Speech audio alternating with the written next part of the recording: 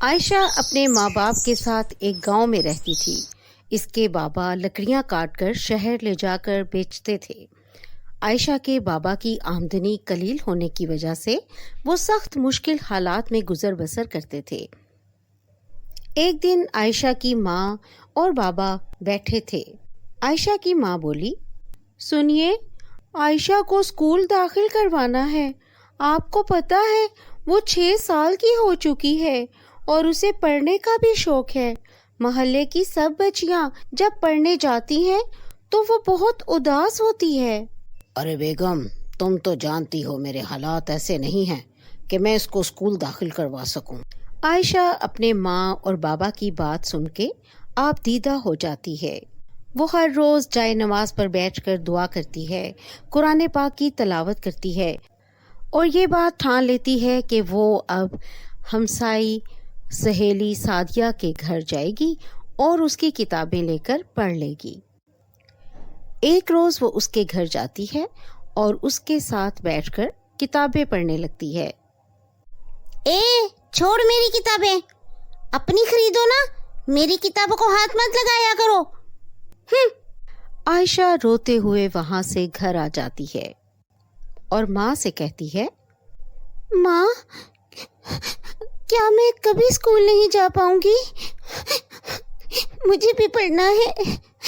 سعدیہ مجھے اپنی کتابوں کو ہاتھ بھی نہیں لگانے دیتی۔ کبھی ان سے بات نہیں کروں گی۔ رو مت میری بیٹی، اللہ نے چاہا تو تم ضرور پڑھو گی انشاءاللہ۔ مجھے اپنے اللہ پہ پورا بھروسہ ہے، ہمارے حالات ضرور ٹھیک ہو جائیں گے۔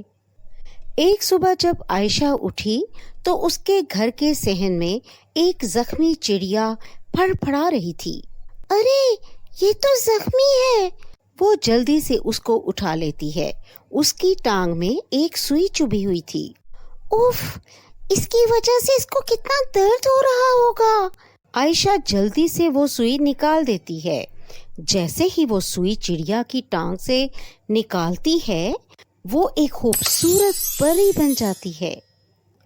عائشہ کو اپنی آنکھوں پر یقین نہیں آتا کہ وہ واقعی ایک پری ہے۔ اس سے پہلے کہ عائشہ ڈر کے اندر بھاگتی، پری بولی، رکو، تمہارا بہت شکریہ، تم نے مجھے آزاد کر دیا۔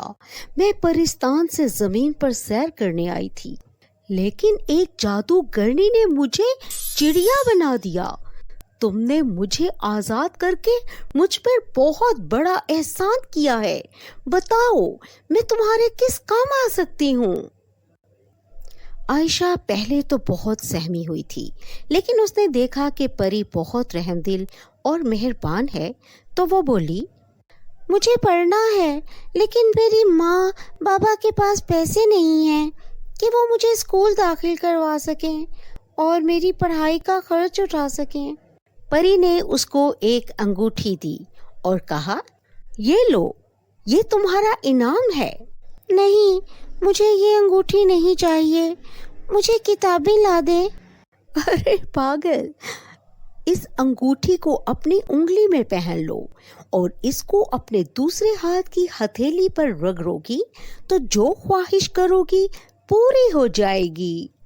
کیا واقعی آپ سچ کہہ رہی ہو؟ ارے ہاں، ابھی آزما لو۔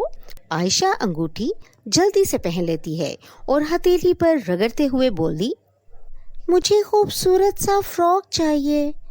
اور دوسرے ہی لمحے اس کا لباس ایک خوبصورت فراک میں تبدیل ہو جاتا ہے۔ عائشہ خوشی سے اچھلنے لگتی ہے۔ آپ کا بہت بہت شکریہ۔ آپ نے اپنا نام تو بتایا نہیں۔ میرا نام نیلم پری ہے، میں پریوں کی ملکہ ہوں۔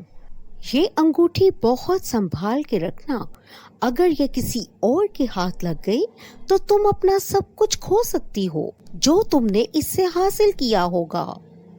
کبھی نہیں، میں اس کو بہت حفاظت سے رکھوں گی۔ بہت اچھے، اب میں واپس پرستان جاتی ہوں۔ پری وہاں سے آسمان کی طرف اڑ جاتی ہے اور دونوں ایک دوسرے کو ہاتھ ہلاتے ہیں اور پری دور آسمان پر غائب ہو جاتی ہے۔ عائشہ بھاگ کر کمرے کی طرف جاتی ہے۔ ماں ماں ماں تم کدھر ہو؟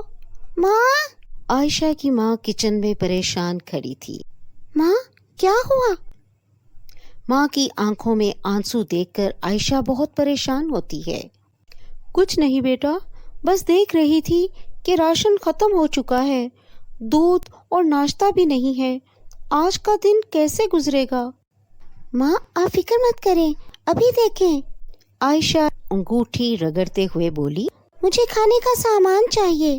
اور پل بھر میں میز پر بہت سارا سامان پڑا ہوتا ہے۔ ماں کی آنکھیں حیرت سے پھٹ جاتی ہیں۔ عائشہ ماں کو سارا قصہ بتاتی ہے، جسے سن کر ماں خوش ہو جاتی ہے۔ اس طرح عائشہ ضرورت کی تمام اشیاء منگوا لیتی ہے۔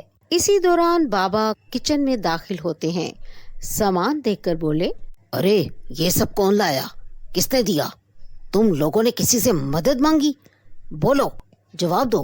عائشہ اور اس کی ماں نے جب سارا قصہ بتایا تو بابا بھی خوش ہو جاتے ہیں۔ اس طرح عائشہ اسکول بھی جانا شروع کر دیتی ہے۔ نیا یونیفارم، نیا بیگ اور کتابیں دیکھ کر اس کی ہمسائی سعدیہ سہیلی بہت جلنے لگتی ہے۔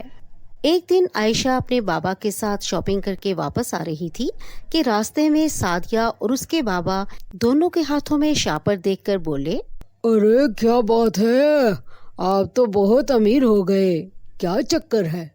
بس اللہ کا خاص کرم ہے، اللہ نے میرے صبر کا مجھے صلہ دیا ہے۔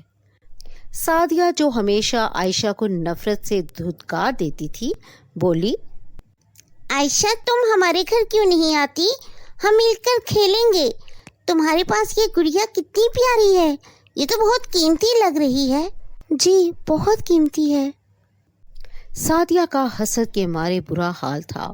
گھر جا کر اپنے بابا سے بولی، ان کے پاس اتنے پیسے کہاں سے آ گئے بابا؟ ہاں سوچنے کی بات تو ہے۔ اب سعدیہ اکثر عائشہ کے گھر جانے لگی تاکہ راز معلوم کر سکے۔ ایک دن جیسے ہی سعدیہ ان کے گھر آتی ہے، کھڑکی میں سے دیکھتی ہے کہ عائشہ انگوٹھی رگڑ کر کہہ رہی ہوتی ہے، مجھے بھوک لگی ہے، مجھے بریانی، شامی کباب اور قورمہ چاہیے۔ تھوڑی ہی دیر میں اس کے آگے یہ سب کچھ موجود تھا۔ ہاں وہ وہاں سے بھاگ کر اپنے گھر چلی جاتی ہے۔ اب تو مارے جلن کے اس کا برا حال تھا۔ اچھا تو یہ راز ہے، میں یہ انگوٹھی چرا کے رہوں گی۔ سعدیہ بڑی بے صبری سے رات ہونے کا انتظار کرتی ہے۔ رات کے پچھلے پہر عائشہ اپنے بیڈ کے دراز میں انگوٹھی رکھ کے سو رہی تھی کہ اچانک کسی چیز کے گرنے سے اس کی آنکھ کھل جاتی ہے۔ آواز سن کر عائشہ کی ماں اور بابا بھی وہاں پہ آ جاتے ہیں، اور جب وہ لائٹ جلا کر دیکھتے ہیں تو وہاں سعدیہ کھڑی تھی۔ سعدیہ تم یہاں اس وقت کیا کر رہی ہو؟